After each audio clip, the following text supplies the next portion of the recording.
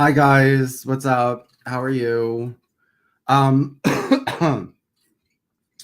so as many of you know, I'm on partial shadow ban. It can be hard to find my videos. You can never find the first three. To find all my videos, go to vincentbrunoshadowban.blogspot.com. It's at the bottom of the screen and in the description box. The title of this series of videos is Christian Science and Judeo-Freemasonry, though you're going to find very little about Judeo-Freemasonry in this video or what I'm reading. That's because even though there is a connection, nobody's really made videos or books about it like they did with Mormonism or Jehovah's Witness. So if you want to see the connections between Christian Science and Judeo-Freemasonry, go to bewisestserpents.blogspot.com. It's at the bottom of the screen and in the description box. Also, if you are a former Christian Scientist, I am looking for former Christian scientists to collaborate to expose Christian Science and to collect more information on Christian Science, interview ex-Christian scientists. I also have a project. I'm an ex-Hindu, and I'm trying to help people leave Hinduism. And Christian Science and Hinduism have a lot in common. They're both kind of based on Vedanta. So my plan is to help people escape Hinduism by criticizing Christian Science and also the New Age. Let's, see if we can escape all of this New Age stuff together. Anyway, excuse me. I'm also looking for ex-Mormons, ex-Jehovah's Witnesses, and ex-Seventh-day Adventists. I just finished everything on Mormonism. Next, I'm doing Jehovah's Witness, and after that, I'm doing Seventh-day Adventist. Okay. So I'm reading from Mrs. Eddy, which is by Edwin Dankin. It's the famous biography, the very unflattering, famous biography of her, Edwin Dankin, Mrs. Eddy. Just MRS period Eddy. Hold on. So I'm going to continue. I forgot what was going on.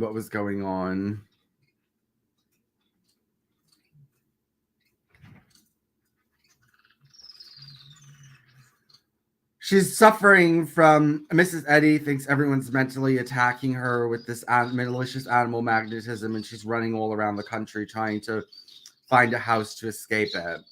In preparing her flight from Boston and her retirement from the public eye, Mrs. Eddy resigned from active editorship of the journal in May of 1889.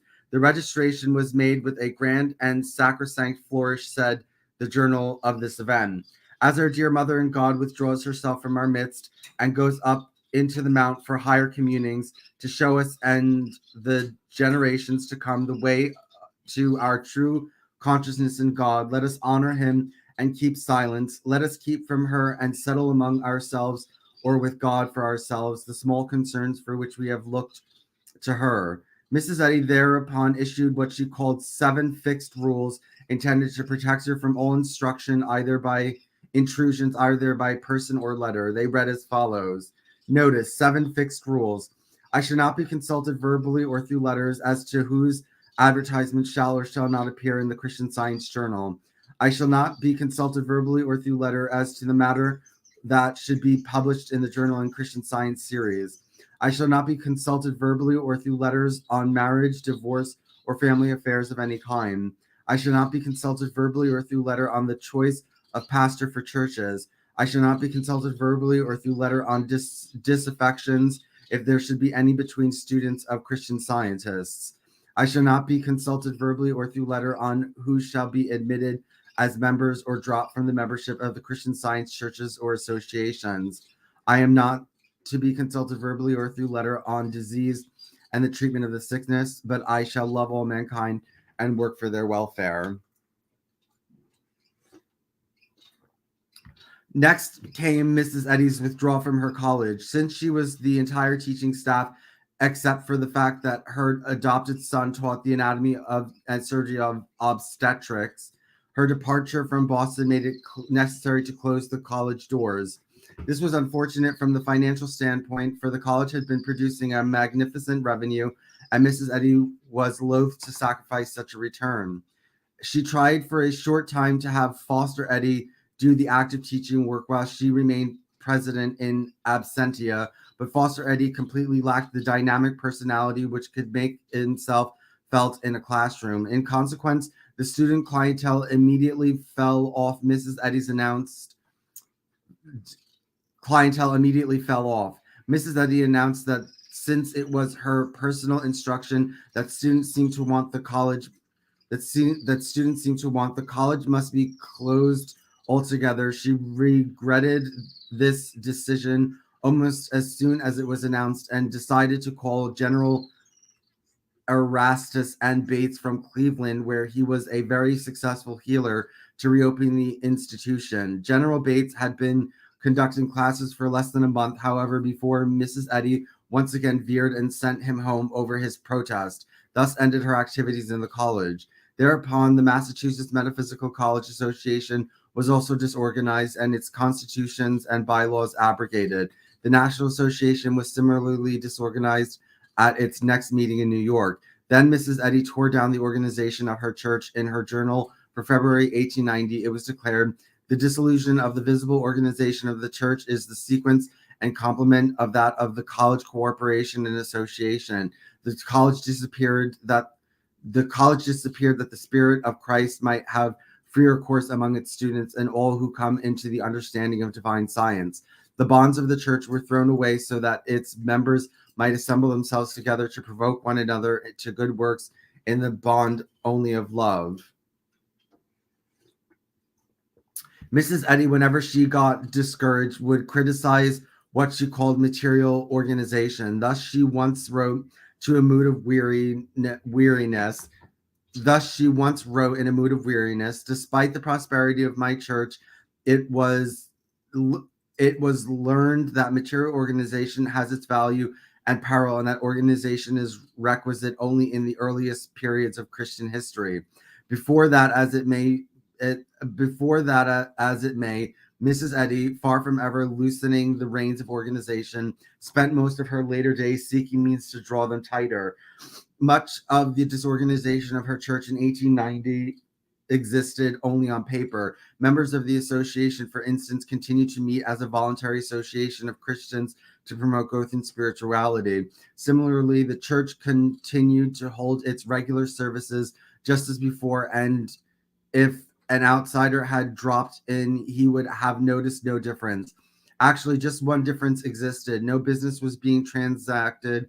Mrs. Eddy did not want any interference during a period when she was formulating the most ambitious plans she had yet conceived. She had no objection to churches whatsoever. She wanted them tremendously. At the very time that she had effectively put a stop to any business meeting in Boston, she was urging workers in other cities to make haste to get their churches together. Mrs. Stetson already had a strong organization completed in New York. Mrs. Eddy now wanted something more, an imposing church building. There she wrote to Mrs. Stetson in February 1891, "I hope the cloud from Boston has not reached you. God reigns. He is showing me through it. His face is so sweet in the gloom, his love so true. Now, darling, I assure you that another momentous move, namely our memorial of Christian Science, that the ages will look upon it and be lifted up." At this time, Mrs. Eddy was taking no one into her confidence, was slowly and laboriously planning alone.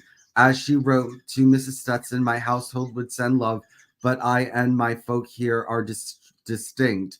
I never take them into counsel, and they seldom know when I write." Mrs. Eddy wanted to have even her plans and designs reorganized as solely and exclusively hers.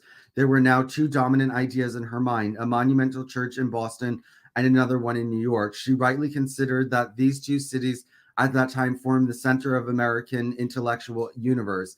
In sending Mrs. Stetson to New York, Mrs. Eddy had given a tremendous opportunity into another's hands, and she knew it. In moments of doubt and suspicion, there were already times when she wondered whether Augustus Stetson were wholly and sufficiently loyal to use this opportunity for Mrs. Eddy's advantage instead of personal glory. And yet the only way to get a church in New York would be to trust Augustus Stetson, whose success in organization was already so great that Mrs. Eddy sometimes felt the twinges of jealousy. There were times when Mrs. Eddy must have wished she were twins. This thing that Mrs. Eddy now visualized that was now almost in her grasp was a group of churches so loosely organized that no successful amalgamation of any rebellious forces would ever be possible, and yet so cleverly organized that she would be in absolute, unshakable, and final control. She spent months in trying to devise a system that would forever be immune from the dangers which had almost ruined her in Lynn and had seriously frightened her in Boston. The solution of her dilemma came with the idea of a central mother church of which her perpetual control would be assured by giving this church a membership of followers from all parts of the United States, scattered in village and town, in city and countryside. These matters would be afforded no opportunity to assemble with sufficient frequency to confer over possible grievances or to plot insurrections. It was a brilliant idea. Like all of Mrs. Eddy's other ideas, it had a growth rooted in her years of conflict. The selection of the name Mother Church for this central organization must have occurred to her as another happy thought. It not only signified the parent church from which branches would emanate in the same sense in which the Shakers had used the term. To Mrs. Eddy, it also meant a church peculiarly, uniquely the property of herself, who was known as Mother. All her followers were encouraged to use this title, and her new bylaws were to stipulate the title of Mother. In the year 1895, loyal scientists have given to the author of the textbook, the founder of Christian Science, the individual endearing term of mother. Therefore, if a student of Christian Science shall apply this title either to herself or to others, except as the term for kinship according to flesh, it shall be regarded by the church as indication of disrespect for their pastor emeritus and unfitness to be a member of the mother church. Having devised a method for making the mother church safely and perpetually her own, Mrs. Eddy's next problem was that of the other churches and their control. She reached a unique and again a brilliant solution. She decided not to try to control them. Instead, she emasculated them. She took away from them all prestige, influence, and standing as individual organizations. No person who merely held membership in a branch church were henceforth to have any recognition in Mrs. Eddy's system of government. Branch churches hereafter were to be only buildings where non-resident members of the Boston church could meet, sing hymns, and hear Mrs. Eddy's book read. Membership in such a church was to mean little besides the right to contribute to the cost of the upkeep of this local meeting place. To have any real standing in Christian Science, a branch church member would necessarily have to become also a member of the mother church. Only members of the mother church could take the course of study ending in a degree of CSB or CST, allowing them to practice healing. Only such members could teach. Only such members could be readers in branch churches. If under such regulations, Mrs. Eddy found a member of her mother church acting disloyal, she would expel them without any danger of this making undue trouble. For with the membership of the mother church scattered all over the country, he could hardly organize a group of sympathizers and other troublemakers large enough to make effective protests and endanger Mrs. Eddy's own control of the Boston organization. And once expelled from the organization, he would have no political standing as a mere member of his branch church, whether that branch church also disciplined him or not. To make sure that branch church members would never unite to make effective rebellion, Mrs. Eddy stipulated that no conference of churches shall be held. Even in laying a cornerstone, a branch church should not allow a large gathering of people. Furthermore, each branch church shall be distinctly democratic in its government, and no individual and no other church shall interfere with its affairs. The word democratic illustrates again how unique could be the effects of which Miss Eddy's obtained with language. Her church was henceforth to be an absolute monarchy. Further, to hold down the branch church, she decreed that the branch churches shall be individual, and not more than two small churches shall consolidate under one church government. Eventually, as will be seen, Mrs. Eddy even stipulated that a branch church should not hold an overflow meeting. In every way that she could conceive She made certain that no branch church could ever acquire political power or a membership larger enough to attempt to wrest leadership from her. She put, okay, from her. Okay.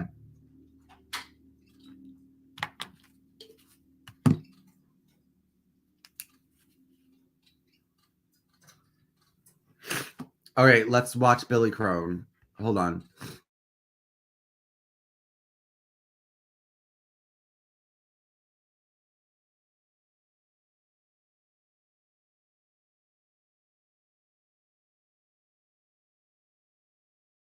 Industry is called a PSA. All righty, how you guys doing? Doing good. Good to see you guys. Right on. Hey, have you guys know in the television industry is called a PSA? You guys know what that is? Yeah, public service announcement. Well, can't get them on camera, but we do have a public service announcement from the one, the only, that's right, live from Sunrise Bible Church in Las Vegas. One of our very own deacons, Jim Jubinville, has a PSA. Ready, Jim? Go. Don't do morphine. Once again, there's a theme tonight in our study. I think we're actually going to get there. I've been baiting it for about 3 weeks, but I think we're going to get there. So, you guys ready? Yeah. Hey, I'm not. Got to get that gum there. It's a little one, Bobby. Got to be careful.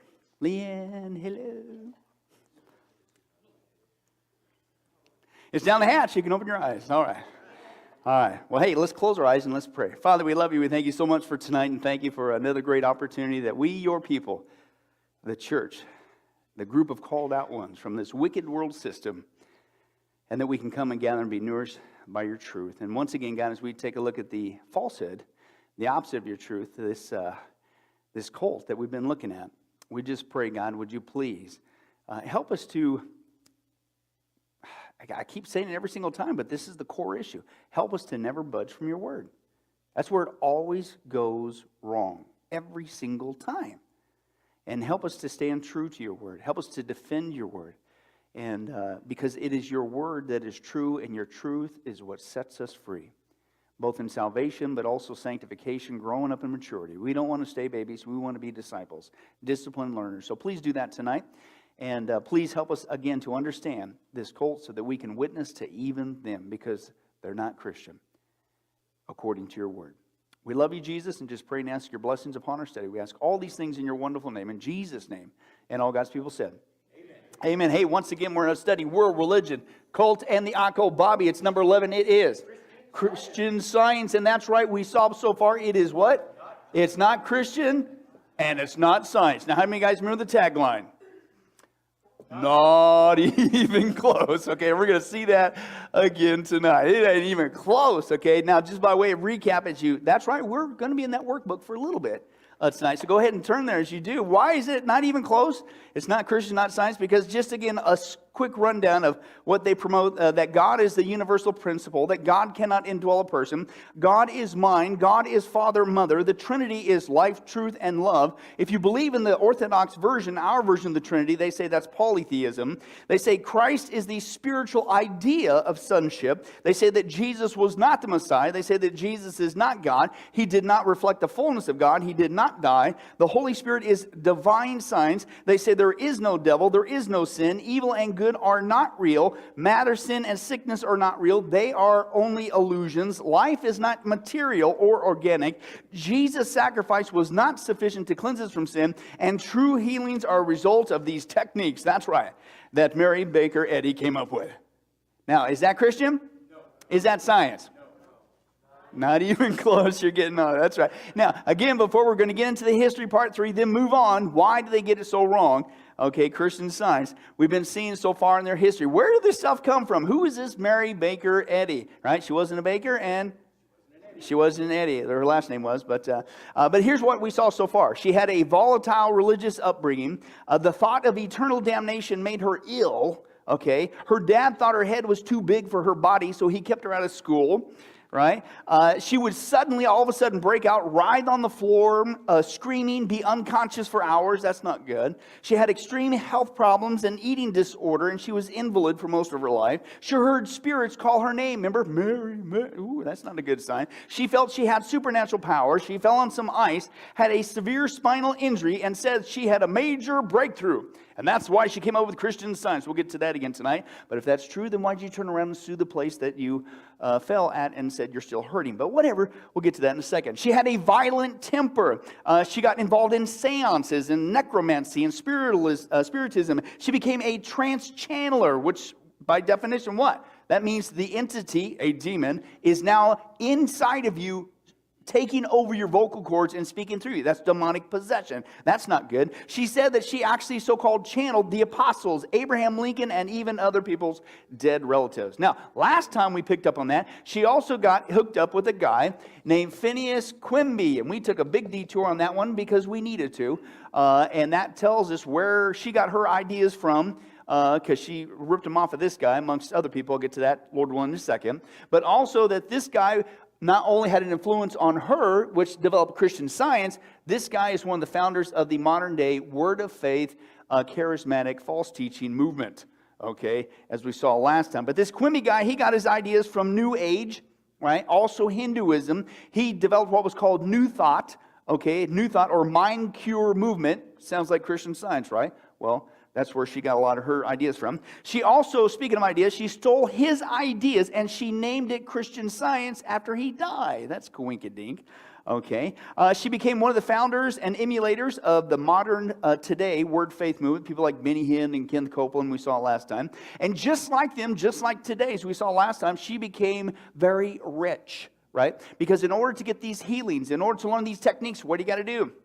You got to pay big bucks, right? And she, at the time of her death, I believe was in 1910, she was worth a tune back in 1910, worth today $75 million. She was not just a millionaire, she was a multi-millionaire. She made a lot of cash selling people, if you follow my techniques, you can have perfect health and all this. Sounds familiar? Yeah. She was one of the beginning people of that, with false teaching, by the way. Now, Quimby, we saw he was a magnetic healer. Remember that? That was mesmerism, where we get the right mesmerize from Frank Mesmer. We dealt with that, okay? And that you could develop this psychic power. And you can supposedly heal people and do other kinds of stuff. We'll get into that tonight. And that's where she got her ideas, because they still teach that today in Christian Science, right? And we saw before that she believed in something called malicious animal magnetism. Okay, and we're going to get into that tonight. And she also says if you follow her techniques with her the psychic energy, that you can learn these techniques from her.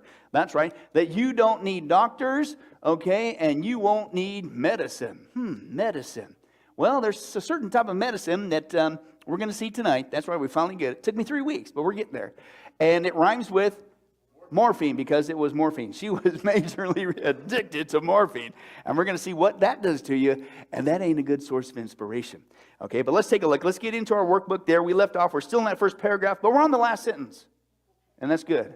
Okay, and that's where we pick up. It says Quimby, right? Quimby taught that the mind had the power to heal the body and had a significant influence on her thinking. Who's her? Mary Rebecca Eddy, right? Regarding spiritual matters. So he was basically a big source of where she got her ideas. Not the only one, but a really big part. Now, in 1866, here's her infamous fall. This was her breakthrough in life. How did she come up with this incredible Christian Science idea? She was seriously injured in a fall and was not expected to recover. So she supposedly read Matthew 9:2 and pronounced herself, is your first blank there. Let's do a golf clap. In 3 weeks, we finally got to a blank. Yeah. Right? We gave herself, right? Pronounced herself healed and experienced a so-called miraculous healing. And that verse says this, and they brought to him a paralytic lying on a bed. Seeing their faith, Jesus said to the paralytic, take courage, son, your sins are forgiven. Right? And as we saw, but last time, really? So if this really worked and you really got healed, and this is the impetus for all your supposed focusing on these teachings that we all got to hear and follow to get this perfect healing that you supposedly got yourself, and then why'd you sue the place? It's on record. And sue because I'm still in pain. Well, that's a lie. Well, that's the beginning of a whole bunch of lies. and hypocrisy will continue on. She claimed to have discovered the secret to health, right? These techniques, right? Using this mesmerism, this psychic power. And she's able to just apply it and just, Anyway, so that's the thing. It was this experience that convinced her of the, quote, truth of Christian Science. Then in 1873, she divorced her second husband. And in 1875, when she was 54 years old, she founded the Christian Science Association and published Science and Health with Key to Scriptures. That basically is their Bible, right? They say they follow the Bible, whatever, but really this one trumps. What does that sound like? Sounds like Jehovah's Witnesses when it comes to really, no, they don't. You follow the Watchtower Society. You follow Judge Rutherford. You follow Charles Taze Russell, the founders, their writings. You don't really follow the Bible. In fact, their Bible's what? It's not a translation. It's a perversion, right? Even before that, we got to that. What was the last topic? Seventh-day Adventists. You say you follow the Bible, but what do you really follow? The teachings of Ellen G. White. And even their Bible is a twisted version, right? With her words inserted into it. That's not the Bible. Go another one back, 3 ones back. We were dealing with Mormonism. You say they follow the Bible. What do you follow? What do you really follow? Joseph Smith, the Book of Mormon. It's exact. Anybody starting to see a pattern here when it comes to the cults? You say you follow the Bible, but do you? When push comes to shove, do you? No, it's the same thing here. So she comes out with her big book, Science and Health, the Key to Scriptures. And here she set forth her teachings on health and philosophy. Now listen, she claimed it was the final revelation of God to mankind and asserted that her work was inspired by God. Don't you always say that? Right? They always say that, right? Oh, this is it. This is the final, this is it, right? As if, I've said so many times before, as if this isn't good enough for us. We need, in essence, a new Bible. We need a new revelation. We got a new word from God. Really, if you got a new word from God, then why aren't you writing that New Testament? Even for those people who use that phrase today, which I think is very dangerous, right? But this is, in essence, what all these cult people do. They basically say, yeah, we need something more than this. And then they try to twist it and say it's something spiritual. This is the final revelation. This that I've now added to the Bible. What's the warning in the Bible about adding and taking? You're in a heap of trouble, the Crone translation. Okay, don't do it, right? But that's what they do, right? Now she said, listen, it was inspired by God. Really? So if it's so inspired by God, then why did you rip off so much of it from other people? She too, just like Ellen G. White, remember 90% of Ellen G. White's so-called inspirations from God was plagiarized. 90%. Same thing when it comes to Mary Baker Eddy. So I want to get into that. Okay, this is supposed to be inspired by God. Why did you rip it off? Now, Phineas Quimby, by 1859, remember she's writing this book in 1875. I think it's in 1866, which is the year he died. She all of a sudden said, oh, Christian Science, as if it's a new term. And she took claim to it. In 1859, Phineas Quimby called his method of healing, right, Science of Health. He also called it Science of Christ. And he had used the term Christian Science to describe his work. That's in 1859. So is that a new term? Is that inspired from God? As she would say, this is my work and no, yeah, whatever. Okay. In fact, many critics say that she not only got her teachings from Phineas Quimby, but almost by and large from him. A combination between him and also, we're going to see, from Hinduism. Because basically when you say that matter isn't real and this is all, that's Hinduism, as we saw when we dealt with our whole study on Hinduism. It's also, we're going to see a mixture of Buddhism that she turned to. She also turned to New Age transcendentalist folks on the East Coast, okay? So a lot of her work wasn't even original. She's just doing the hack job again. As we saw before, cult leaders do. A little bit of this, a little bit of that, hack, splice. Then when you get caught, what do? It's time for a new revision. And she did the same thing. And she made a lot of cash off of it too, because every time she came out with a new rendition of her Science and Key, the Scripture book, right? Guess what you had to do if you were her student? Got to buy it. Made a lot of cash, right? But let's take a look at that Hinduism thing. Eddy admitted that the harmony between the Hindu writings and philosophy and Christian Science, she quoted certain passages from the Hindu writings, but later was removed. Interesting, when she got caught. But before when she did it, there was no shame in it, so to speak, from her. Oh yeah, that's where I'm getting this from. In 1891, the 1891 revision, Eddy removed from her book all the references to Eastern religions, but they were there, and they were there for many. That's 1891. When did she come out with her book? 1875. Do the math, about 15 years. She had it in there, that this is coming from the Eastern religions, right? as well as ripping it off from other people. Now, for some reason, the passages were omitted on the 34th edition, right? And she began to wipe them out. Now, however, listen, this is a Hindu historian.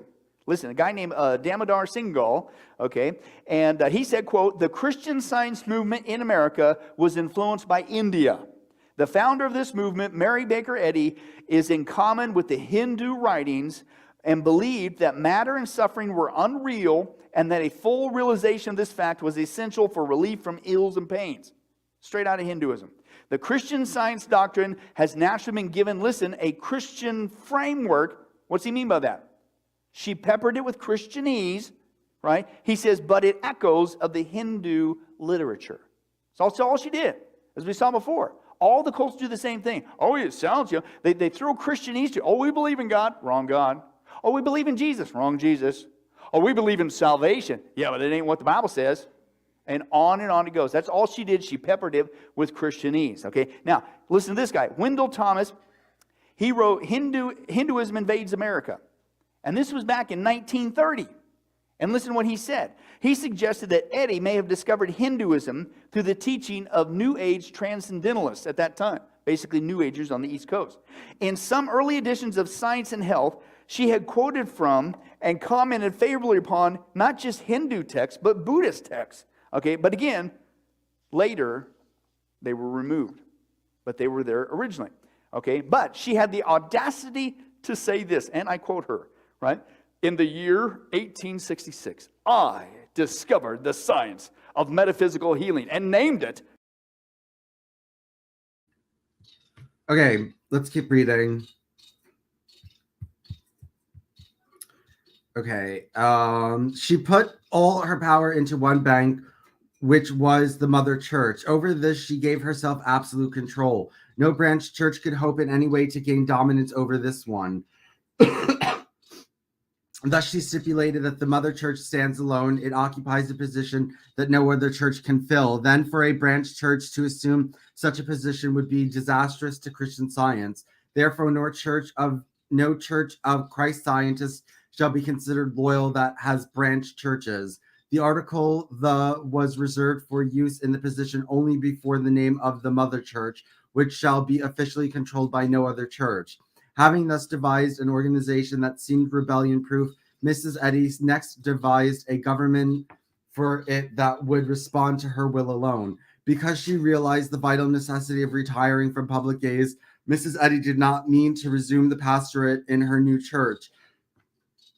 She took for herself the title Pastor Emeritus, which meant little and did not at all indicate her actual status. Active pastors were shortly to be abolished. The board of directors was to elect the president with her approval. The treasurer and the clerk were to appoint by the board her creation. The treasurer of the clerk and the clerk were to be appointed by the board, her creation. Readers in the church, after the abolishing of the pastors, were to be elected by board of directors, again subject to Mrs. Eddy's approval, and Mrs. Eddy reserved the right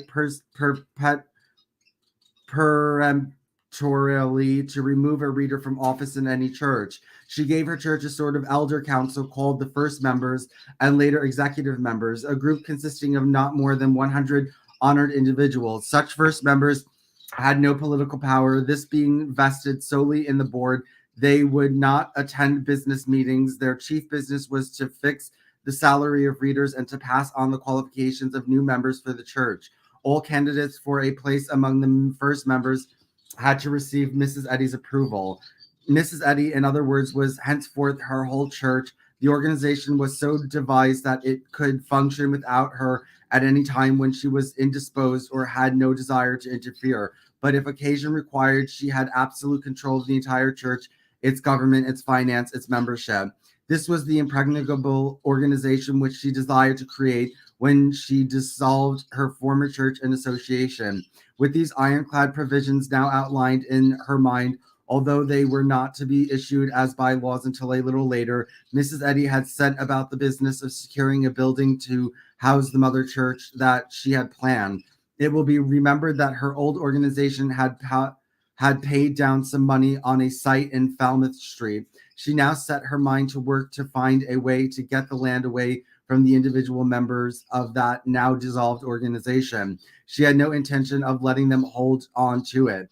The procedure she followed showed a clever, if not wholly irreproachable business ability. The former church members had paid a total of $5,800 on their property, and thus reducing the indebtedness to $4,963.50. Mrs. Eddy could have bought the property from them outright. Such a transaction would have cost her at least $10,000 on the basis of the purchase price 3 years before, and the land had subsequently doubled in value. But she discovered a cheaper method. With the old church organization dissolved, no regular business transactions were made, collection fell behind, and payment on the mortgage were neglected. Mrs. Eddy therefore stepped in and brought the mortgage, her lawyer acting for her, and bought the mortgage. The mortgage was assigned to her by the former holder on December 6, 1888, and she paid for it exactly the amount which still was due. The next year, in August of 1889, she foreclosed in the mortgage, and at the ensuing foreclosure sale, she allowed the land to go to the brother of her lawyer, George H. Perry, for exactly $5,000. She was keeping her own name entirely out of the transaction. Perry then deeded the land over to one of Mrs. Eddy's favorite students of the moment, Ira O. Knapp, for $5,100. Mr. Knapp then conveyed the land to Mrs. Eddy, the real owner all of the time, for $1. Doubtless no real money changed hands except for an extra $100, which presumably went to Perry as lawyer's fees. All the rest of the transaction evidence occurred only on paper and took place for the one purpose of hiding the fact that Mrs. Eddy was the person behind it.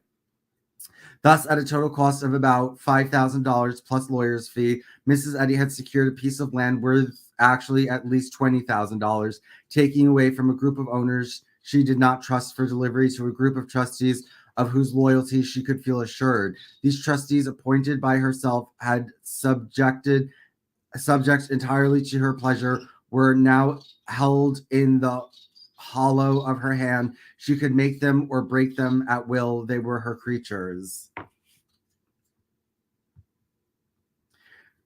She told no one else of her plan. She now converted her trustees into the Christian Science Board of Directors. There were 4 of them: Ira O. Knapp, William B. Johnson, Joseph S. Eastman, and Stephen A. Chase.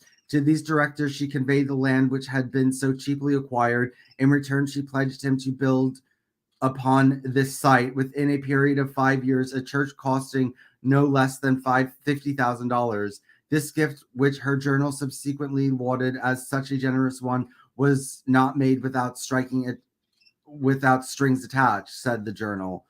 Let us endeavor to lift up our hearts in thankfulness to our mother in Israel for these evidence of generosity and self-sacrifice that appeal to our deepest sense of gratitude, even while surpassing our comprehension. However general were such sentiments, Mrs. Eddy's deed of trust was perfectly comprehensible. Dated September 2nd, 1892, and to the day published in the church manual as a warning for all to read, it required the board members to use Mrs. Eddy's real estate gift for nothing else than a church building, required them to maintain such regular services here as Mary Baker G. Eddy designed, and stipulated that if the provisions of this trust deed were violated, both the lot and the church building must be reconveyed to Mrs. Baker G. Eddy, her heirs and assigns forever. There would henceforth never be a question raised to whose church this was. After secretly organizing her board, Mrs. Eddy showed her hand sufficiently to make an announcement in the journal that she wanted contributions. After secretly organizing her board, Mrs. Eddy showed her hand sufficiently to make an announcement in the journal that she wanted contributions for a church building. Money immediately began to flow in. In the fall of 1892, the official organization of church governments was completed by the board, but no public announcement of this important fact was made. For a whole year, until the first annual meeting, the mother church was held on October 3rd, 1893, in the Chickering Hall. Christian scientists generally suppose that Mrs. Eddy had meant what she said when she abolished all forms of church organization as an advance in spiritual grace. They little knew Mrs. Eddy By the time she was ready to announce the formation of her new organization, she had been collecting money for a church building for more than a year. But the fall of 1893, by the fall of 1893, she had put all her plans in effect and had created what amounted to a closed corporation. When her followers at large finally learned what really had happened, they were face to face with an accomplishment against which they could not make a single effective protest. While they slept, Mrs. Eddy had quietly moved them out of the house and home, moved her in herself, and locked the door, and none of the old occupants would get back in without her special permission. Besides her officers, Mrs. Eddy had herself chosen 12 charter members of her church. She selected as these members only adherents of whose loyalty she was absolutely sure. All future applicants for admission to the church must be balloted on these 12. There was no otherwise possible way to get in. Even old church members who had trailed after Mrs. Eddy for years now had to pass the inspection. Needless to say, every person with the least taint of mesmerism or disloyalty, of independence, or of heresy was rigorously excluded. The new congregation was handicapped. Those left out in the cold were no longer Christian Scientists. Was handpicked. The new congregation was handpicked. This done, Mrs. Eddy now issued through the journal an invitation to all her loyal followers everywhere to line up, pass inspection, and get inside the door. The invitation amounted to a command. Reverend D.A. Easton, pastor of the Mother Church, pastors not being abolished until 1895, announced in 1893, Mrs. Eddy has invited scientists everywhere to unite with the Mother Church, to obey cheerfully and loyally marks a growth in science. There's no reason why, there's but to do and die. Mrs. Foster Eddy wrote in the journal that the chaff has been separated from the wheat in a most marvelous manner, and indeed it had. Under the watchword of obedience, Mrs. Eddy's followers all over the country now began to apply for membership in her church. By October 2nd, 1894, a total of 2,978 such members were reported. Experience and above all, obedience are the test of growth and understanding in science, wrote Mrs. Eddy in her journal. Everyone took the cue and contributed to the church building fund in his utmost ability. The cornerstone was laid May 21st, 1894. When the financial panic of 1894 slowly slowed down contributions, Mrs. Eddy made a personal appeal to 50 of her wealthier followers to give $1,000 apiece. They did. For 18 months, the building went up stone by stone. The building, which Mrs. Eddy described as a memorial for her, through whom was revealed to you God's all power, all presence, all science. While building went on, Mrs. Eddy completed her plans to keep her science forever and ever her own. She had chained her new church to her with ironclad provisions for its organization and government. She would not rest content until she had chained her theology in the same way, had rendered it impossible for any individual ever to make an infinitesimal change in her doctrines. Thus was born a series of decrees as remarkable as any ever evolved for a church. All her provisions for church government, for enforcement of her decree, and for discipline of members were embodied in her manual, which she issued in the same year her congregation moved into the new Mother Church building. It was in this year, 1895, that she decided to abolish pastors and have merely readers. Mrs. Eddy had carefully watched some of her pastors in the pulpits every Sunday, inspiring large audiences with their eloquence, gaining new converts and many personal adherents by their elucidations of Eddy's doctrine. Mrs. Eddy knew that pastors were dangerous. Remembering her experience in Chicago, she knew how easy it was for an audience to arouse itself to a frenzy of adulation. Mrs. Eddy did not intend her pastors to receive any such personal acclaim. She herself was now out of the pulpit. She did not want anyone else before the footlights gaining homage that should be hers. Particularly, she did not want pastors enjoying an opportunity to express few personal opinions that might slowly undermine her own teachings in science and health. Thus she took pastors down out their pulpits and decrees in her churches. This should be read aloud. Thus she took pastors down out of the pulpits and decreed in her churches. This should be read aloud each Sunday with additional reading from the Bible. She stipulated that her name should be announced as author whenever the reader lifted up his voice to pour forth the contents of her book. Ew. Okay, let's listen. Give me 1 second.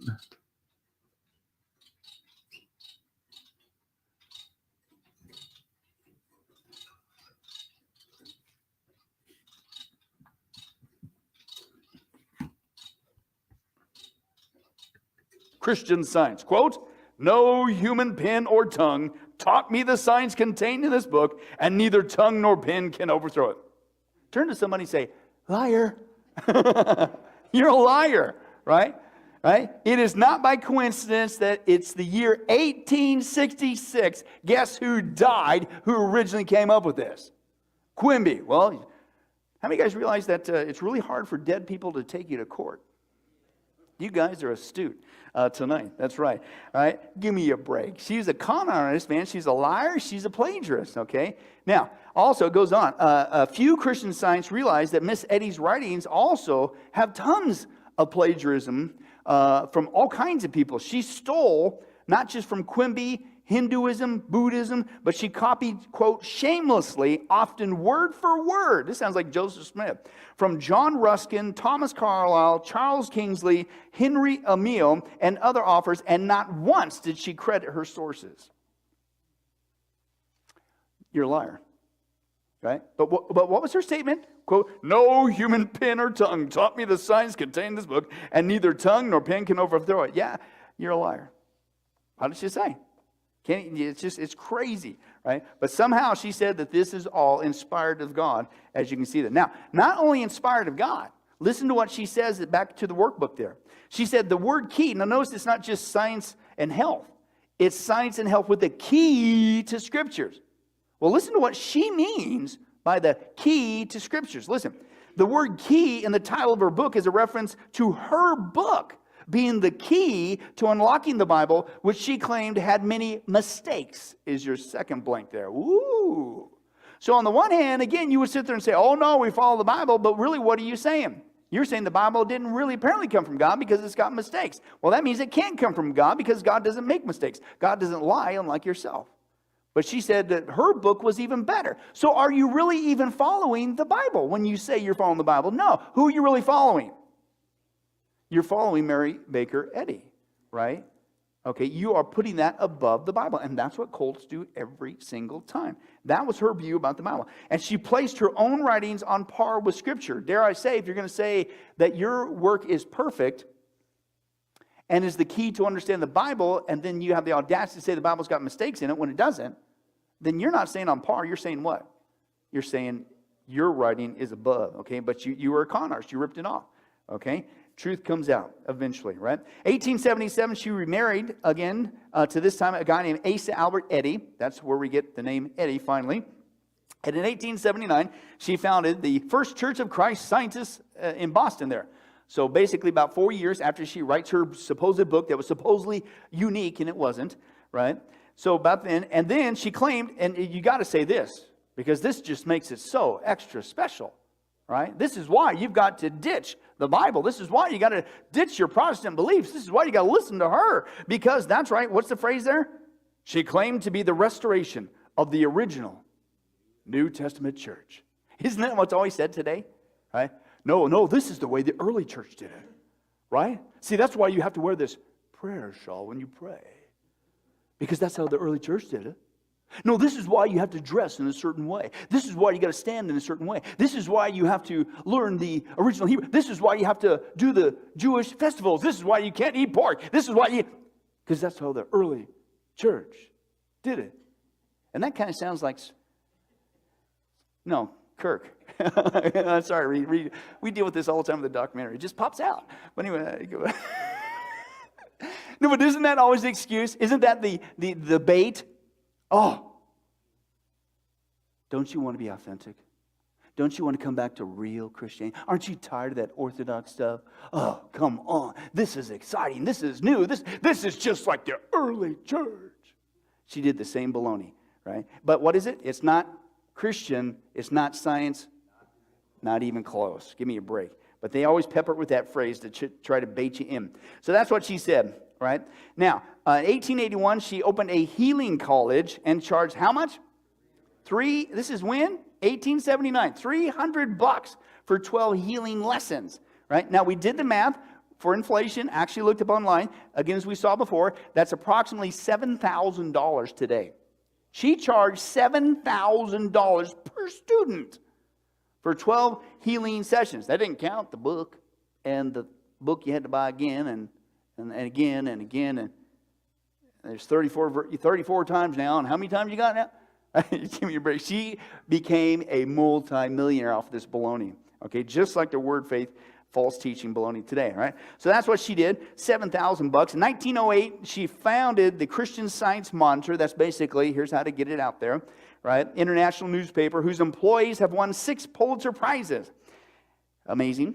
Mary Baker Eddy died not just, insert this word, not just millionaire, multi-millionaire in 1910. Now, the authority of the Church of Christ Scientists now rests with its board of directors. Now, before we get into what's going on modern times with the falsehood of Christian Science, let's finish up a couple things that we kept talking about and never got to. And that's the malicious animal magnetism. That's right.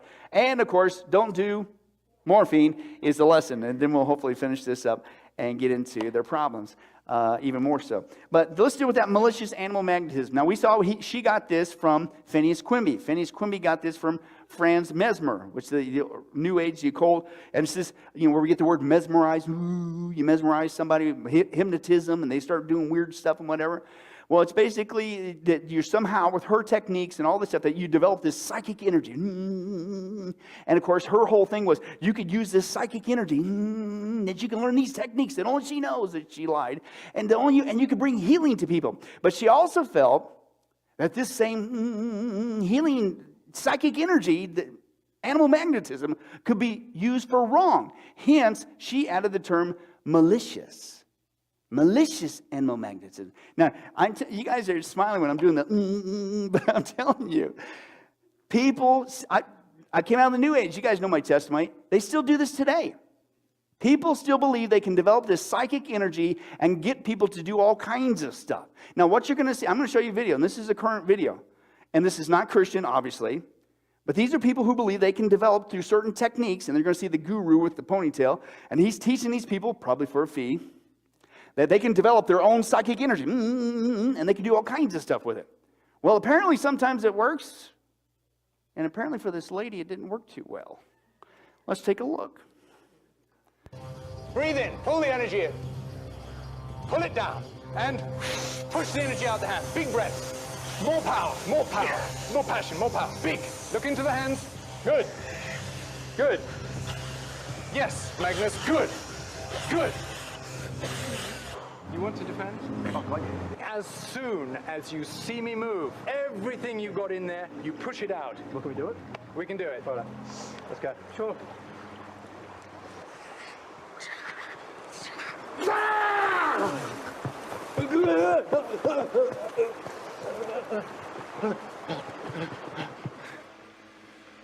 You ready? Yes, come here. You stand here. And Magnus and Rebecca, you prepare her.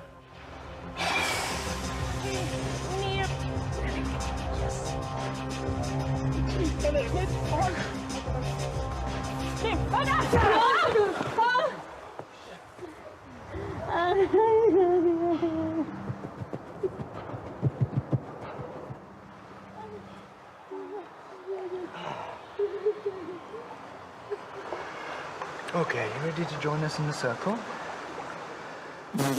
Yeah, join you in a lawsuit. Are you kidding me? Can you believe that?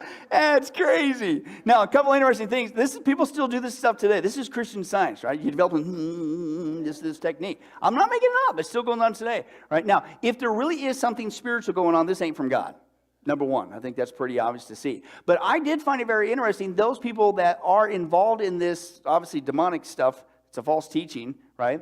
As we saw before, this is very similar to Buddhism, the Chi force, right? That same kind of thing, right? But notice, if it really was working, if that wasn't a bunch of chicanery, if it really was working, what was the body movements of the people?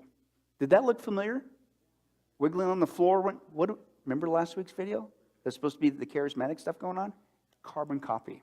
So if there is something spiritual going on, that it's not just a bunch of baloney. Even remember those ladies blowing on people? Exact same thing. But it's not God, but it's being in the church today, being touted as, oh, if only you guys knew what we knew. Yeah, excuse me?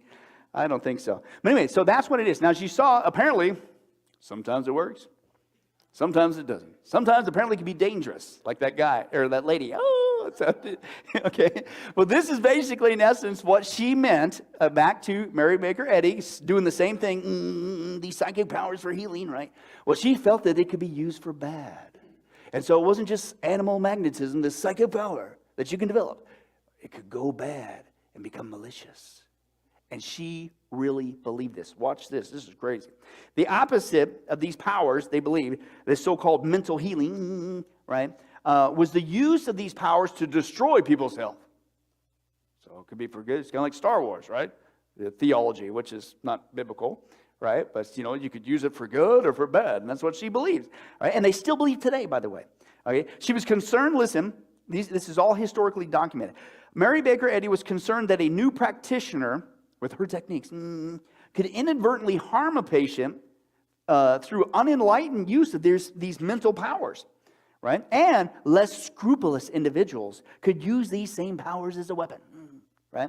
Now, she actually accused people of doing this. Watch this. Eddy, in 1872, she had an argument with one of her students, a guy named Richard Kennedy. He was actually expelled. She kicked him out from Christian Science. Later, she came to believe that he was, quote, using mental powers to destroy her. So she ordered her students to, quote, mobilize all their mental energy to combat him. So they're having this war going on, right? She also ordered her students, I kid you not, quote, this is on historical record. She ordered her students to stand outside her bedroom to protect her from any mental attacks directed at her. Man, that get exhausting after a while, standing in the hall all day. Anyway, then she publicly claimed that her husband, her last husband, Asa Gilbert Eddy, that he had died of a mental assassination. That's why he died. Another guy, Daniel Spofford, he was another one, Christian Science. He got expelled by her too after she accused him of practicing malicious animal magnetism as well. She actually took him to court. It's on record. And of course, the suit was thrown out. Give me a break. Okay, but anyway, the belief in malicious animal magnetism is still a part of the doctrine, the teachings of Christian Science today. And he also wrote that mental assassination was one of the greatest crimes that anyone practicing it, and if they did it, they should be put to death by a human executioner. Also, she's got some responsibility with this false teaching. Several persons committed suicide because they were afraid of somebody doing the malicious animal magnetism on them. Let me give you two examples. Mary Tomlinson, she was a student of Mary Baker Eddy. She committed suicide by throwing herself out of a window. Another Christian Scientist, a lady named Marion Stevens, she committed suicide by gassing herself in the bathroom, killed themselves because they were afraid that somebody, all demonic. Who's not only the father of lies, but who's a murderer and has been one from the beginning, John chapter 8. Who do you think's behind this? A lie that would actually end up getting people to kill themselves. That's Satan. It's total demonic, right? Also, in her later years, Eddy apparently became paranoid. I wonder why. We'll get to that in a little bit. She became paranoid, right, in her later years, and believing that, I'm not joking, quote, 50,000 people were trying to kill her by projecting their evil thoughts. 50,000, right? And she wrote that if she died, it would be due to malicious animal magnetism rather than from natural causes. Wow. Okay, going on. Now, speaking of how did she die, right? There is, I think on record, she supposedly died from pneumonia. Maybe, maybe not. Right? She tried to convince everybody that if she did die, it's because of this thing here. How many of you guys are going to do that on the way home tonight? Hey, yeah, I'm getting a workout. I'm getting tired. I got a ways to go, right? But why did she really die? I don't know. I can't necessarily prove this, but I got my suspicions. I think that part of the reason why she, with all due respect, out there, okay, was not because of her connection with demons, with the trance channeling, and the seances and the necromancy. That'll mess you up. Been there, done that. Wish I wouldn't have bought the t-shirt. right? They'll drive you literally insane. That's what they do, okay? But I think you throw in a combination of morphine, it ain't good, okay? Okay, and let's take a look at that. Her use of medicine. Now, why is this such big hypocrisy? Because what is her big deal, right? You follow her techniques. Okay, let's read. She ordained that the reader must read from her own copyrighted book and not from a manuscript or transcribed copy, and also that he was at no time to make remarks explanatory of what he read. As an additional and final safeguard, Mrs. Eddy reserved the right to remove any reader from office at her pleasure. Even now, she was not quite through. When Septimus J. Hanna, first reader in the Mother Church, became remarkably influential, even though he would speak no works of his own, Mrs. Eddy issued an additional bylaw limiting readers in the Mother Church to an office tenure of only 3 years. Having thus removed any danger of heresy developed in the pulpit, she sought other means for preventing any discussion of her philosophy or theology by assemblies of members. She therefore ruled that before any meeting of church members could be called by the clerk, she must be noticed of the time and purpose of the gathering. She prohibited any church member from engaging in public debate on Christian Science without previously notifying and gaining the consent of board of directors. She stipulated that after a lecture in her church, there should be no general discussion. Individuals should depart in quiet thought. She added to these rules as years went by, when, for instance, her followers got into the habit of flocking into Boston from all parts of the United States for her church communion season. She abolished communion in other mother churches. She meant to keep all opportunity for unduly large gatherings and ensuing general discussion out of their reach. Yeah, she's making the mistake that some cults make, where there's no socialization. In order to carry on such propaganda work and yet avoid the evils attendant upon personal preaching, she organized a board of lectureship. The board was in reality a sort of promotion department consisting of public speakers assigned to lecture upon Mrs. Eddy's science. It was their business not only to promote the church, but also to spread good news about Mrs. Eddy personally. She very much resented some of the stories that were leaking into circulation about the vagaries of early life. Thus, she wrote that it is the duty of the board of lecturers to bear testimony to the facts pertaining to the life of the pastor emeritus. Probably never before in the history of a religion did the founder make such a decree. She organized a system of perpetual censorship for those publicity lectures by decreeing each member of the board shall mail to the clerk of his church copies of his lectures before delivering them. In all these measures, Mrs. Eddy was endeavoring to prevent the sort of free religious discussion which has split the organized Christian church into sects almost too numerous to count. But she was not yet through. She had not devised measures of preventing free writing on her science. She therefore sat down to design a series of provisions that would make her science and her church free in perpetuity from any literature whatever except that of her own creation. First, she decreed that her name should be announced as the author of any writing of hers which was quoted in any connection whatever. This provision henceforth would apply not only to the quotations by readers from Science and Health and to all hymns of her authorship sung in the church. It even applied to all excerpts from her writings quoted by individual church members, and members were further warned to instruct their students to obey the injunction. Only her writings and literature published by her publishing company could be sold in church reading rooms. No book or writing of hers was to be published or republished without her consent. No church member should publish an article deemed false or unjust either by Mrs. Eddy's science or by Mrs. Eddy herself, under penalty of excommunication. No church member should use written formula or permit his patients or pupils to use them in making healing statements for the sick or in teaching. Mrs. Eddy stated that whatever is requisite for either is contained in the books of the discoverer and the founder of Christian Science. By this time, Mrs. Eddy was using capital letters for words referring to herself. No church member was determined to publish profuse quotations from Mrs. Eddy's opus or to plagiarize her writings. This measure, she stated frankly, was intended to prevent Christian Science from being adulterated. She prohibited any church member from buying, selling, or circulating literature which is not correct in its statement of the divine principles and rules and the demonstration of Christian Science. She forbade any of her members to patronize stores having for sale obnoxious books. All papers by students being instructed in Christian Science were to be destroyed after classroom use. Thus did she try to emasculate the mind and thought of anyone who ever came into her church and described her and subscribed to her doctrines. Individualism, either in thought or in leadership, was mercilessly abolished. And her followers calmly accepted that the ultimatums. It should be said for them that for the most part, they probably did not know what all these decrees were about. It is not in the nature of average men to study bylaws very carefully or to ask their implications.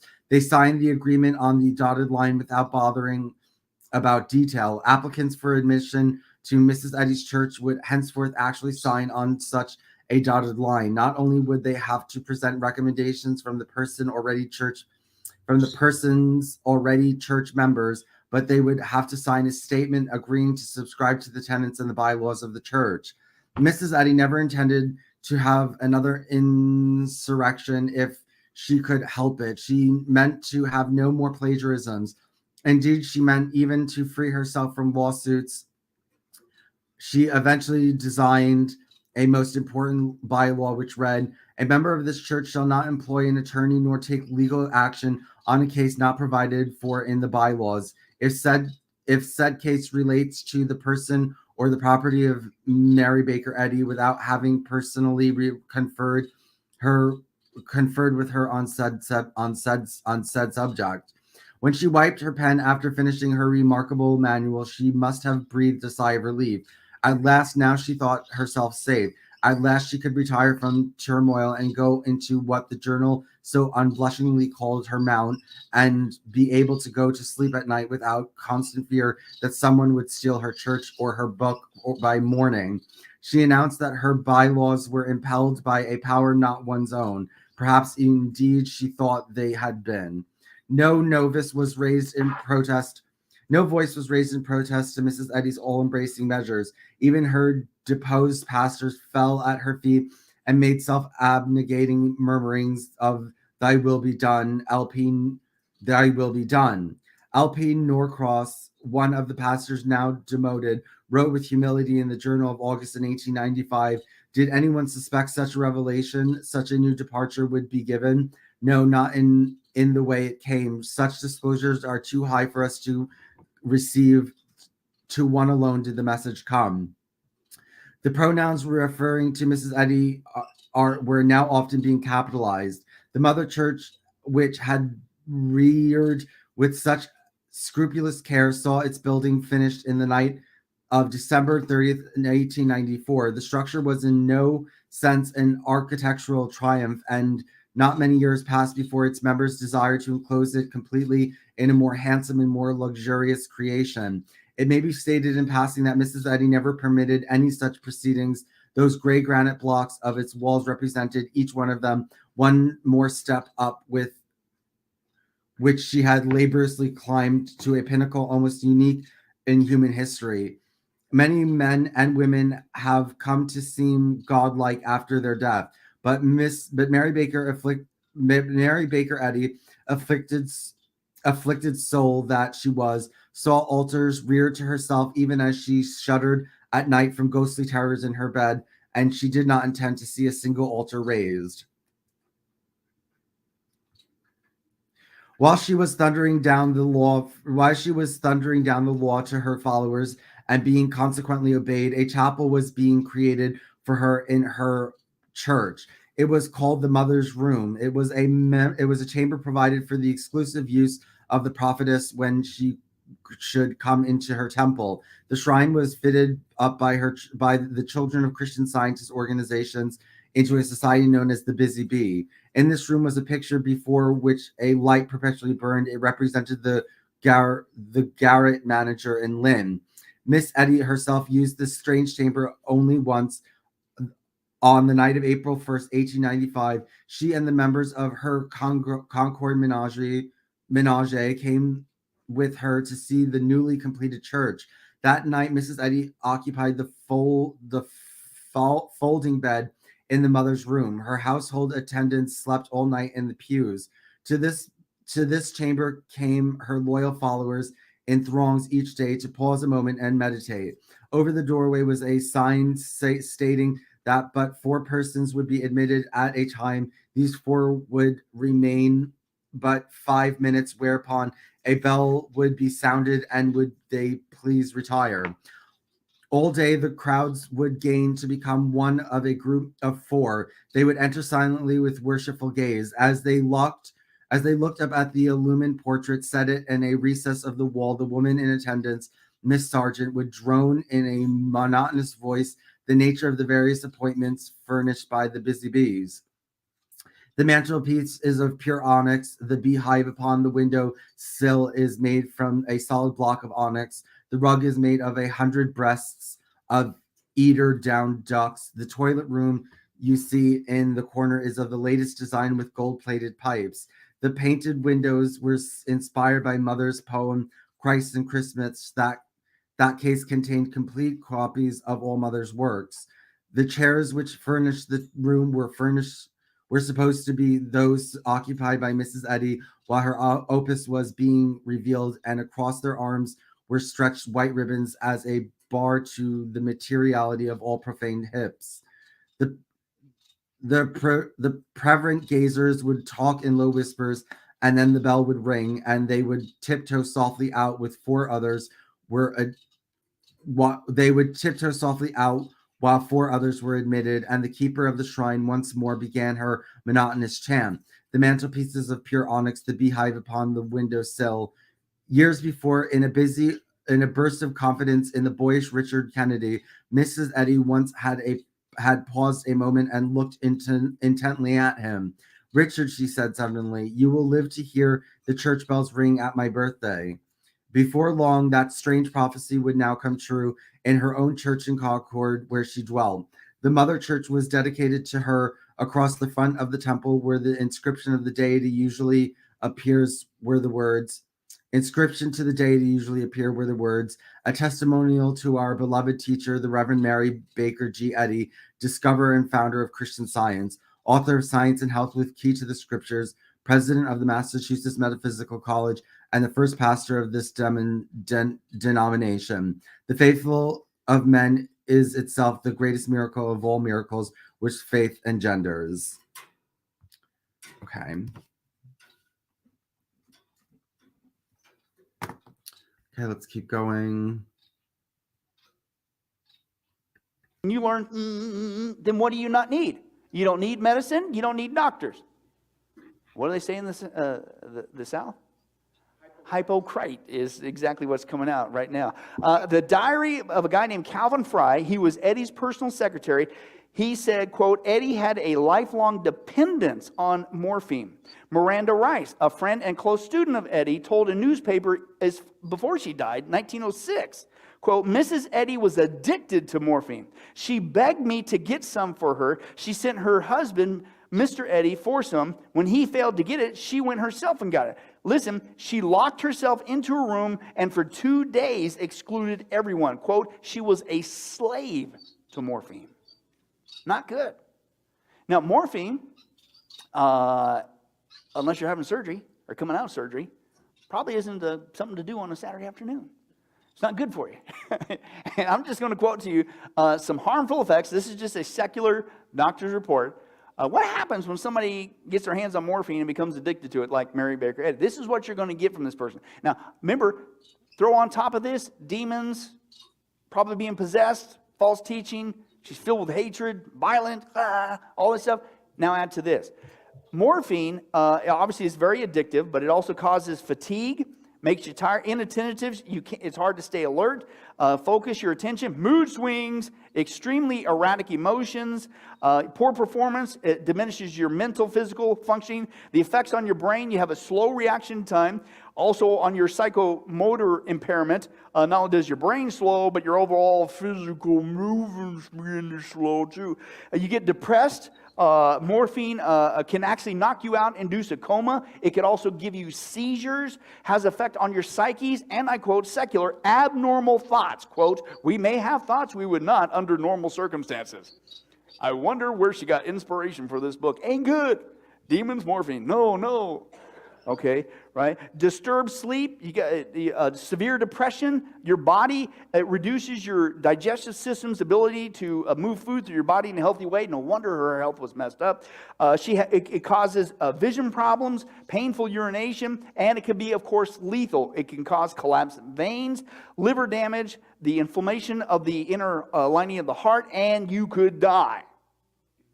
Right? But again, you follow her techniques. And you don't need none of this stuff. Really? You were an addict. You're a liar. Now, what I find very interesting, remember we saw last time, and I used the old verbiage, the Crone verbiage, that she was like an early version of today's modern false teachers, word faith movement. That those guys, they too are promising perfect health, perfect wealth. You follow my techniques, you buy my book, you come to my, meetings, which you got to pay. Right? And all this stuff, and then you can get all this perfect life. And those guys end up being multimillionaires. Right? Carbon copy. Same thing going on with her, with him today. Well, I found it very interesting that some of these guys, too, apparently, if you want to use the phrase like mother, like son, they got a problem with some serious drugs, too. This is not the best video quality, but I have to share what I got because it's an actual news broadcast. And somebody named Benny Hinn, there's a problem with heroin. Let's take a look. The Ministry of Benny Hinn responds to an iFiles investigation which revealed 2 heroin-related deaths within his ministry. After returning from California this week, Hinn spoke to his employees about the public revelations. He also sent someone to talk to our Attorney Pipitone. Benny Hinn had agreed to talk to us in person about his church, but canceled after seeing our report last week. Instead, he sent a spokesman who says Hinn is upset about that report, a report on the role of heroin in the deaths of 2 employees. Those employees was David Delgado, one of Benny Hinn's personal assistants, the man helping Hinn into his jacket before a crusade appearance last year. This is video from last December on what would be his last trip with Pastor Hinn. At the time, an Orange County homicide investigator was looking to question Delgado about the source of heroin that just weeks earlier had killed another employee of World Outreach Church, a man Hinn had trusted to babysit his children years ago. But the questioning never happened, because by the end of 1997, Delgado too was dead, a result of heroin abuse. In fact, Hinn canceled an interview with us after seeing a portion of this amateur video of his trip to Jordan and our report last week.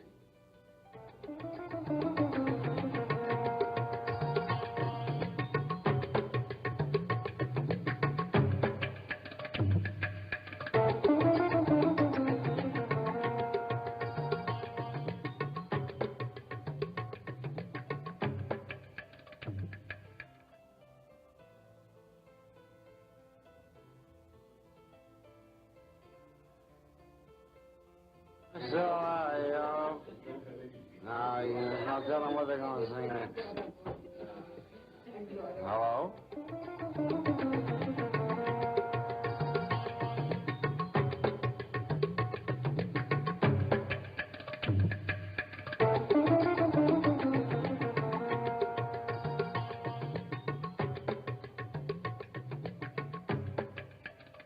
It's quite simple. See, Jesus said, by the fruits you will know them. And just watch the person's fruits. If they display a clean life, a Christian character, if they show true Christianity, then they're really for real. Well, by your own behavior, I don't think you're real. Wow.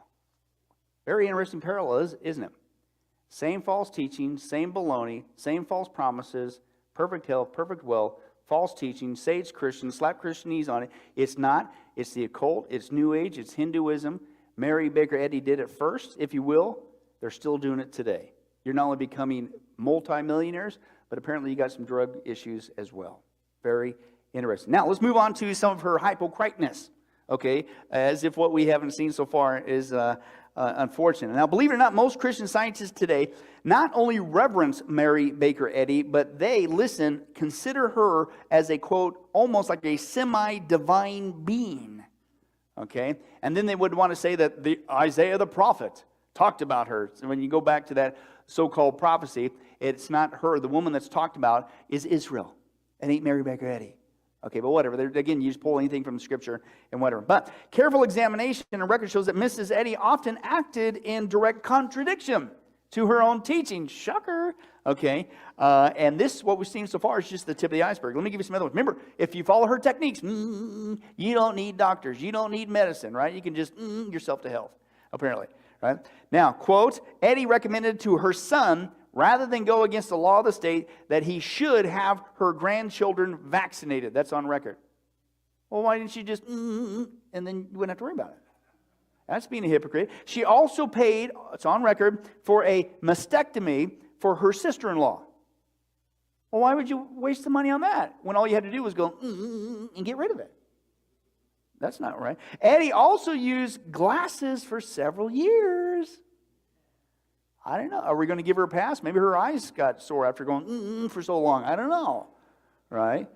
But what are you doing with glasses? Why don't you look in the mirror and fix them? I don't know. Right? That's right. And towards the end of her life, guess who she, quote, frequently attended? Not just once in a while, frequently attended. Rhymes with doctors. Hey, that's right. Doctors is the right answer. Excuse me. Right? It's called a hypocrite. Not only that, she's got some tall tales. Key word there is tall tales. Right? But this is how you've got to listen to her. You've got to follow her techniques. And some of these are listed in her key to health, the key to the scriptures, science and health, right? And this is proof why you've got to follow her techniques, because this could happen to you. Right? Listen to this. Here's the first one. I'll give you a couple. For example, she once claimed that some Oxford students killed a criminal by making him think that he was bleeding to death. Quote, had they changed the felon's belief that he was bleeding to death and removed the bandage from his eyes, and had he seen that a vein had not been opened, he would have resuscitated. So, what's the documentation for this? Rhymes with nothing, because it's nothing, right? And again, carbon copy these guys today. Oh, hey, did you hear? So-and-so, there was this miracle, and they raised from the dead. Where's the documentation? No, see, you don't understand. So-and-so was there, and they told me, and it was their uncle's cousin's, next door's neighbor's pet dog's groomer. Favorite aunt. Right? And I trust them. Right? There's no documentation for all this stuff. Well, hey, you weren't there, man. There was this miracle. Did you hear about that miracle? These people, man, they were speaking in this language and all this stuff. And it was some missionary in some place and there, and it was there, and right, and then the thing, and then all this thing, and then it happened, and the people, who's that? Well, it was on the internet. I mean, didn't you see it? It was these people, and this thing. There's never documentation for this baloney. She did the same thing. Let me give you a couple more. Science and Health, page 245. Listen to this one. Tall tales. She wrote of an English woman who, quote, disappointed, because this is demonstrating the power of this psychic energy, what it could do to you, right? She wrote of an English woman who, quote, was disappointed in love in her early years, and she became insane and lost all account of time, believing that she was still living in the same hour which she parted from her lover. Taking no note of years, she stood daily before the window, watching for her lover's coming. In this mental state, she remained young. Having no consciousness of time, she literally grew no older. Some American travelers saw her when she was 74 years old and supposed that she was still a young woman. She had no careline face, no wrinkles, no gray hair, but youth sat gently on cheek and brow. Asked to guess her age, those acquainted with her history conjectured that she must be under 20. Mrs. Eddy cited that as a source, that her source was an article in the, quote, Lancet, but without volume and page number, so guess what? It's impossible to verify. Excuse me? Are you serious? Man, you keep that up, you're going to give the people impression that somehow you're using something. Wow. Let me give you just one more, we're going to move on. Also, in Science and Health, page 556 and 557 of this particular version, maybe the version's changed. Can't get a bite again. It's related, listen, it is related that a father, that a father plunged his infant babe, only a few hours old, into the water for several minutes. and repeated this operation daily. Listen, until the child could remain underwater 20 minutes, moving and playing without harm, just like a fish. Yeah, you do that, you go straight to jail. Give me a break. But again, no documentation. Right? Bunch of fanciful stories, just like these same word of faith people. Oh, it's a miracle. They had this revival. How dare you talk about him? He's got this power. Didn't you hear that story of that guy that one time who knew a guy who knew a guy who knew a guy? No documentation. Bunch of baloney. Same carbon copy thing. She was doing this back in the turn of the last century. Right? Nothing new under the sun. Now, believe it or not, she had a psychological evaluation. Right? And it didn't come out very good. And this was in her lifetime. This is 3 years before she died.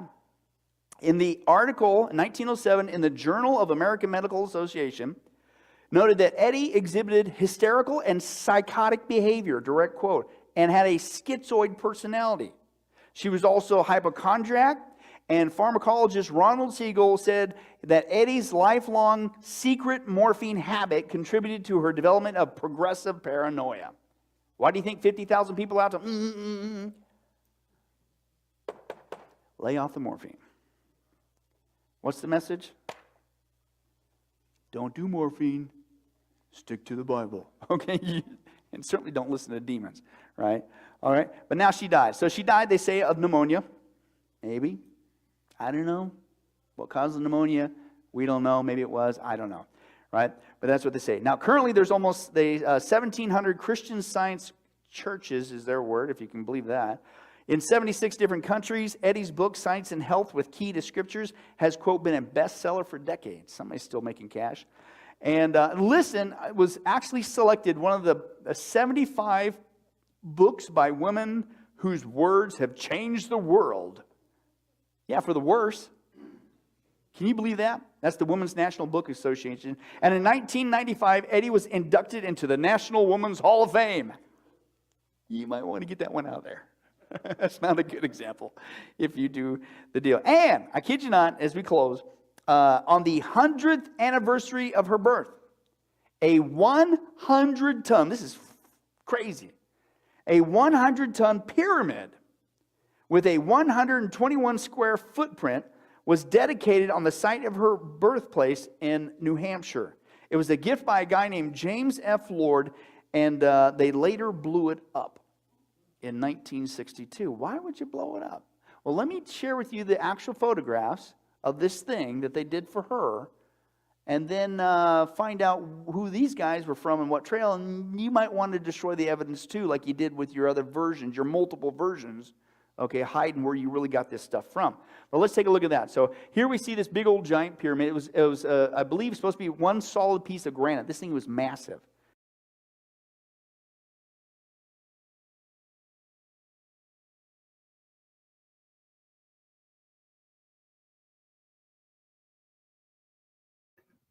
Okay, I wanted to stop there because I think he's going to talk about Freemasons, but we'll see who they are. They were Freemasons who erected that. Okay. Okay.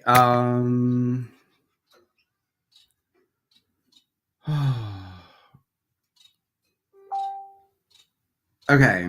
No, I won't. I'm gonna wait. I'll wait till the end of this because I'm tired. I'll read when he's done.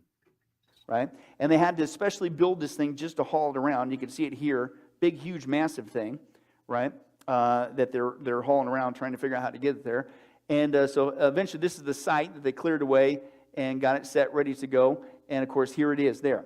Now, you notice there's plaques on all four. I'll get to what those plaques say here in just a second. But they set this thing up. It's a huge, massive thing, right? And a little close-up shot there. And again, each one had a plaque on each side.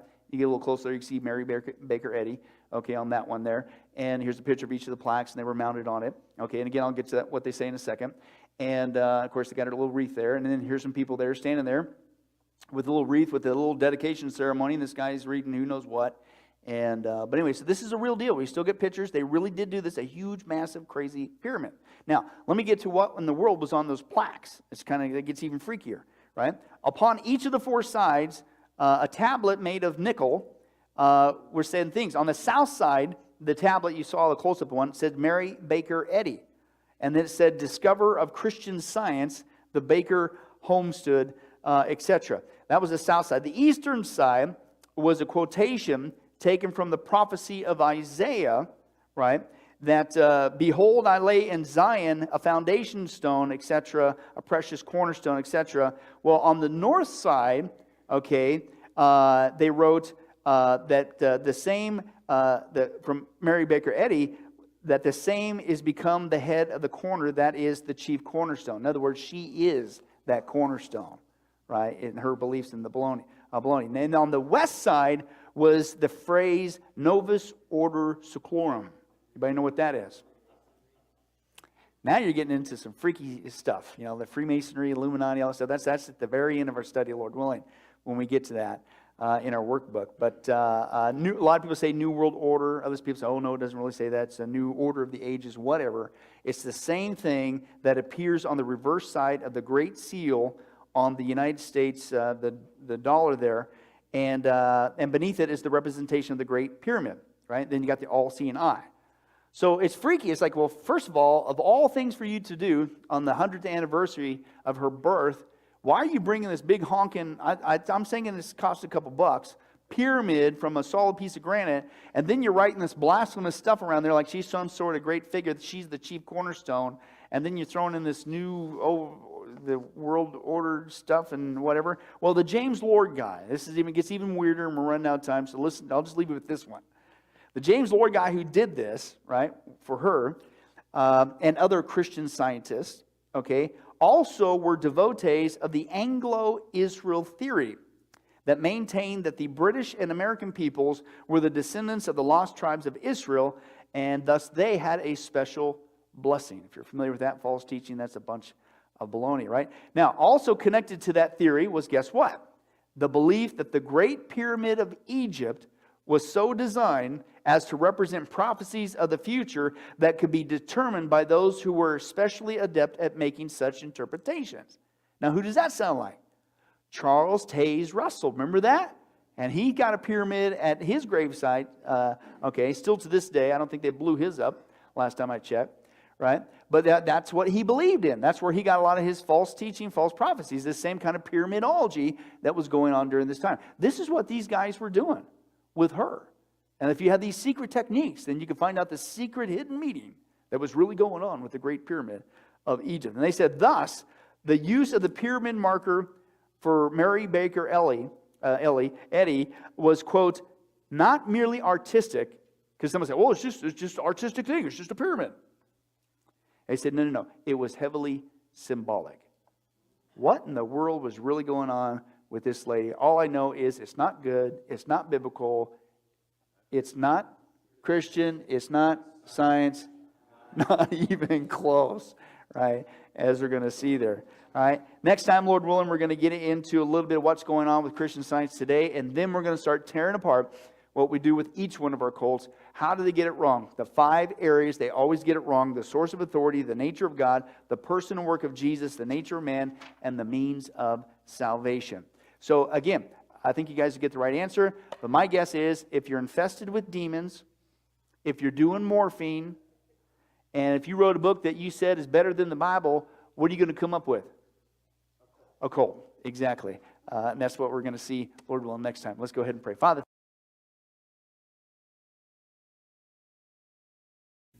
Well, hi. Okay, give me 1 second and then we'll finish the reading.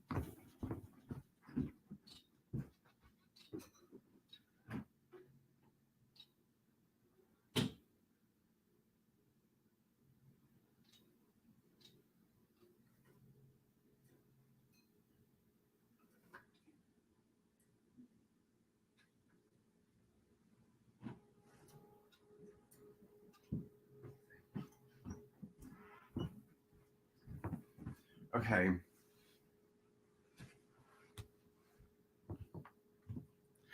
Okay, let's finish the reading.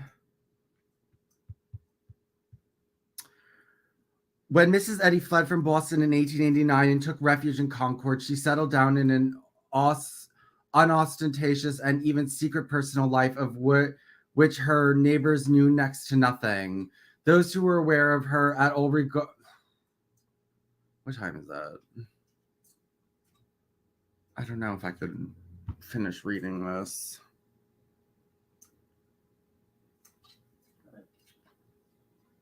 No, I can't read another 5 pages right now. So am I just going to close this?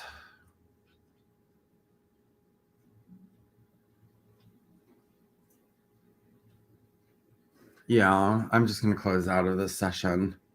All right, I'll talk to you guys later. Bye.